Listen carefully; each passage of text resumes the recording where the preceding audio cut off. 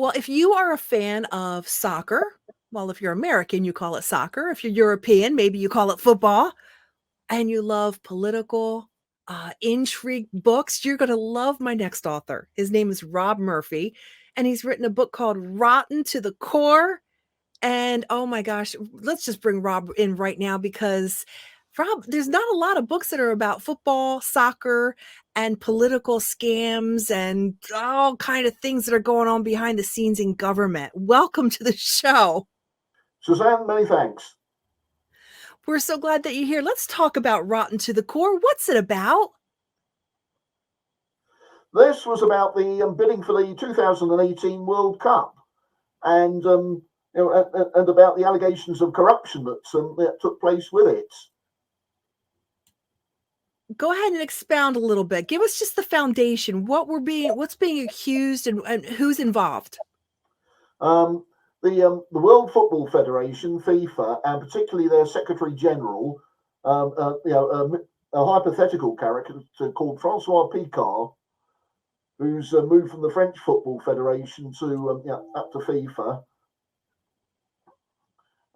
There's clearly the Russian Football Federation, the Russian government. There's also interest from the British government who have put a counter bid in to try and get the World Cup. Okay. And it just kind of all hit the fan. I mean, everybody had their own self-interests, and I imagine there's a lot of money. Follow the money, right? Sums it up. What was your interest in this? It started about 8 years ago. I was well aware, that there'd been allegations of foul play in trying to secure the World Cup. There'd been rival bids, say from Russia and from England, and it was it got to the point where the English Soccer Federation was seriously considering a boycott, and then it really went into top gear in about 2015 when Attorney General Lynch, if you remember her, under the Obama administration, was ready to launch prosecutions against several FIFA officials from the World Soccer Federation. That's right. Why? What was the big deal? Why was Russia specifically so desperate to get the World Cup? Was it for the world stage? Was it financial? What was it? Pride? What was it? All counts, but for the country, it's national pride.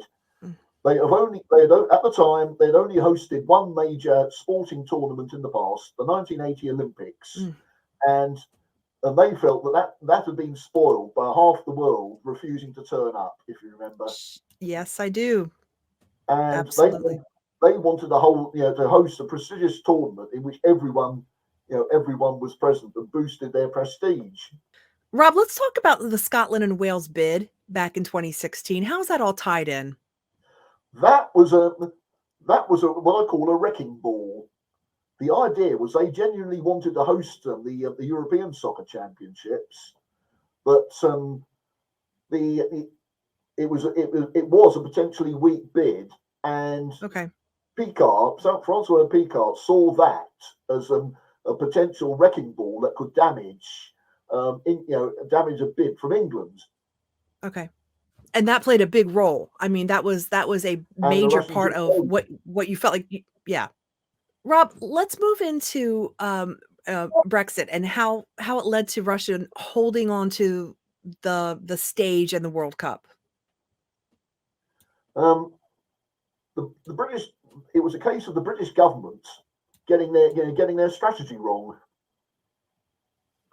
They managed to by walking out of the European Union, the relation obviously it damaged to a certain extent relations with European neighbours, but and also with the Republic of Ireland, who were then the biggest trading partner.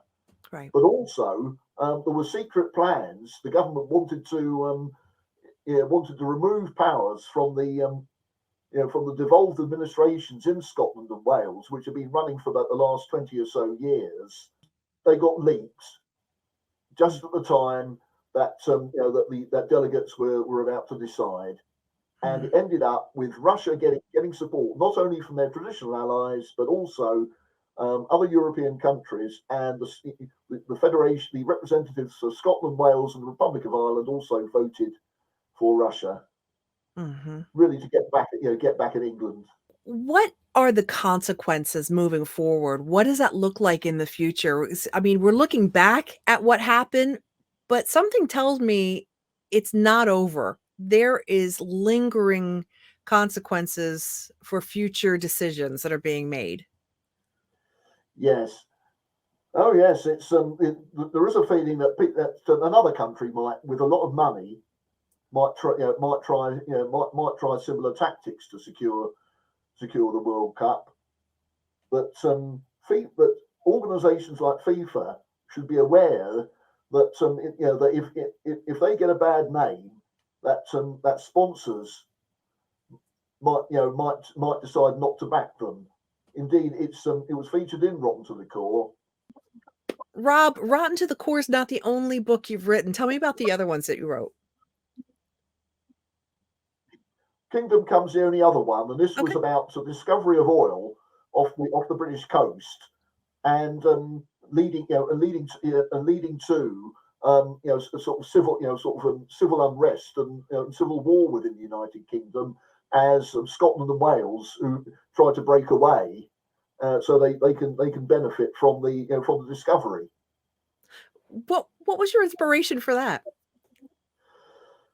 Long story. It's been events, emerging events, since the 1990s, and the example of what happened in Yugoslavia was a very good example of how a seemingly peaceful country, ended up trying to tear each other apart. Hmm. You seem to have a theme of civil unrest and countries that are not able to unite. Do you see that any future books that you write will continue with that theme? Quite possibly, because not least, the departure from the European Union has increased has increased tensions both within the United Kingdom and with some of the neighbours.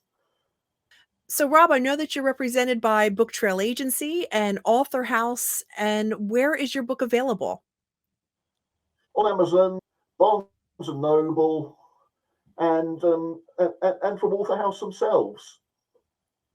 Very good. Rob, thank you so much. It sounds like an exciting book if you love football, soccer, and the things that go on behind the scenes as far as government and like we said, follow the money with how politics work in getting the World Cup. You're going to love Rotten to the Core. Thanks for joining us today. Suzanne, thank you very much for having me.